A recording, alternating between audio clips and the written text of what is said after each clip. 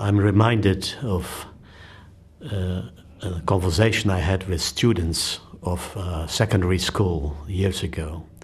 And I related that somebody called me in the middle of very late at night, and said, I was a perpetrator. I was terrible in the war, and I caused pain to your people, but now I can't sleep. Can you forgive me? And I immediately said, the ones who could forgive you are not anymore alive. I cannot forgive you, and put the receiver down. One of the students got up and said, Rabbi, you disappoint me. I said, why? He said, you didn't meet him. I said, how could I? I'm a survivor of the war. How could I face somebody who had perpetrated all those crimes? So he said, you don't even know his name. You should have been in the room together with him. Maybe something would have changed. And I had to say, you are right. Germany has brought up by now 2 generations of young people who have seriously wrestled with their past.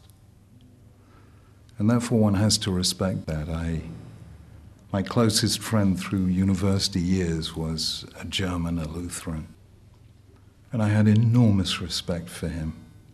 And there was no question of the German people being tainted with the guilt of the past in my mind, because they really had stared themselves in the mirror and seen what they had done, and they had moved on from there, and therefore I don't harbor any feelings of concern about today's Germans. There are countries who perpetrated, I think, evil deeds during the Second World War who have not wrestled with their past to that extent. And therefore it's difficult, one has to suspend judgment in such cases. But the idea that we should harbor some sense of vengeance is not just something that no member of my generation has ever felt. But I have learned from Holocaust survivors themselves that they have let the past be buried and they've looked forward to life. And they have been my most profound tutors in forgiveness. How they managed to forgive and move beyond, I will never know. But I learned from them, and I became a different person because of them. The general tendency is for people to think the Germans were perpetrators and Jews were victims. But I learned an interesting lesson because I used to run programs for Jewish students, American Jewish students, to go to Germany. And when the program was put together, it was more or less, how do you bring third-generation people together to make sense of things? But when I was there, I learned an interesting lesson. It's not clear in that generation how to define who the victim was.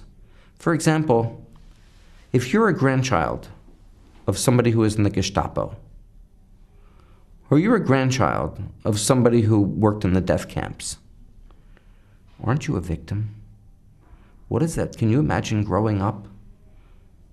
Can you imagine growing up with such a burden? Knowing that in your family there was somebody who put people to death knowingly in the nadir of human existence? That generation, those generations were both victims. इसी की सबसे एक अच्छी मिसाल Holocaust की है. The Holocaust is a good example. There were a lot of injustices done to the Jews, but even then they moved on. Now the Jews are living and working with the Christians in Germany. They were patient and have left it in God's hands. My particular story is part of a universal tale, and it will only stop when we are able to forgive and be forgiven, and to be part of that. And I'm thinking to myself, if a man would call me now and say, I've perpetrated the most hideous crimes towards your people, can you forgive me? I would invite him to sit with me.